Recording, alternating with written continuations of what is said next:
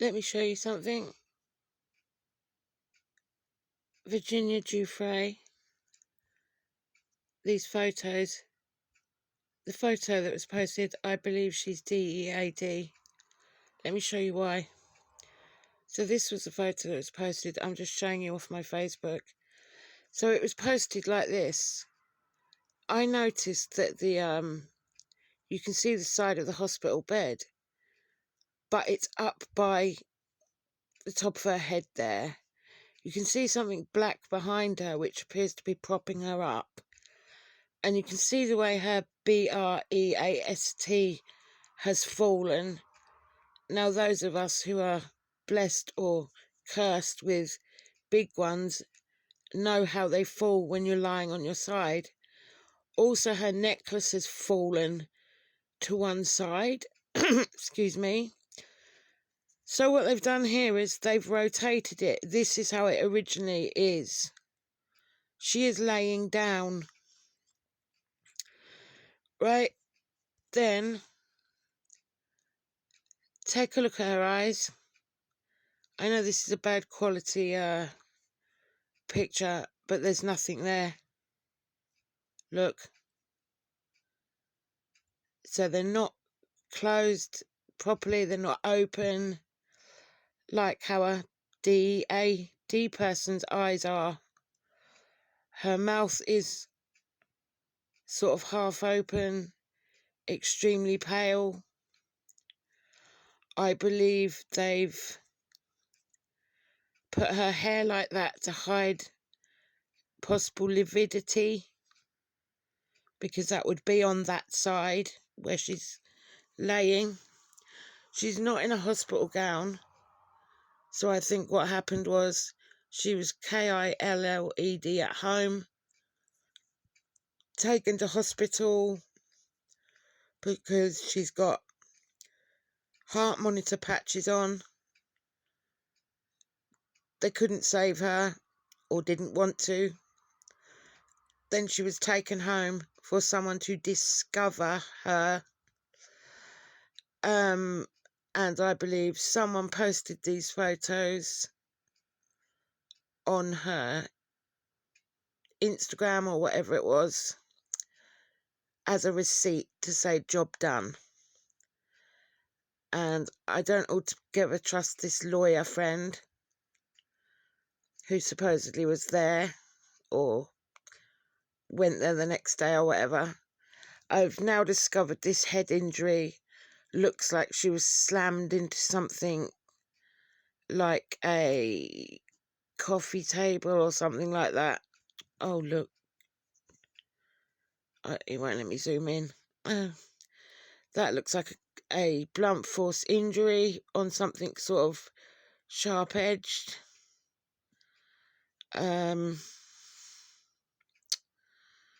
These are all the other injuries I've found. See, I did say way back when I first saw this photo that those are fingerprint marks on her cheek and jaw,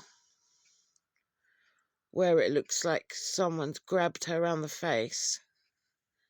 I've badly marked them there, and you can sort of see them on her neck. And then I discovered this photograph, which looks like a previous one, with those marks around her neck and a black eye and black eyes, which are consistent with someone trying to strangleu.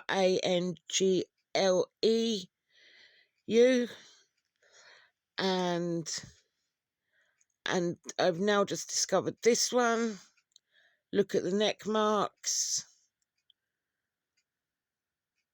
and the black eye. I mean, it's possible that was done by herself as a SUICIDE attempt, but I'm personally not believing any of that. But she also looks like she's got a broken nose. If you can see that, because the bridge of her nose looks broken.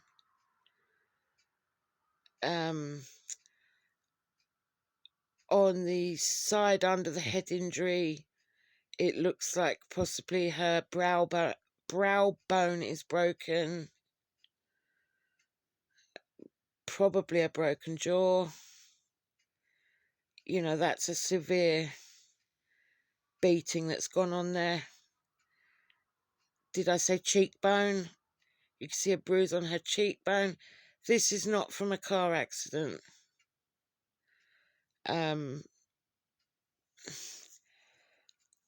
I'm sorry, she does not look alive here.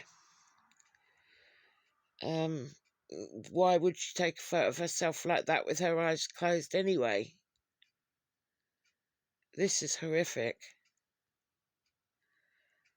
And I do believe she would have been told, you're going to DIE in a few days, because they do that to scare them, to terrify them. And, you know, if she was alive then, that's why she posted, I've got 4 days to live. But for whatever reason, they didn't do it then. And I'm still trying to put the pieces back together. I'm trying to put the pieces together as to when could this photo have been taken? Who posted it? When was the photo of her brothers taken? The photo of her and her brothers, when was that taken? Have they been threatened into saying it was taken at a certain time? You know, because they will threaten your whole family. And as I've said here, why did this woman have a VIOLENCE order on her and have her kids taken away when it's clear she had severe signs of DV on her? Are you telling me her husband had worse injuries than this? If so, show me. And if they were both as violent as each other, neither of them should have had custody, should they?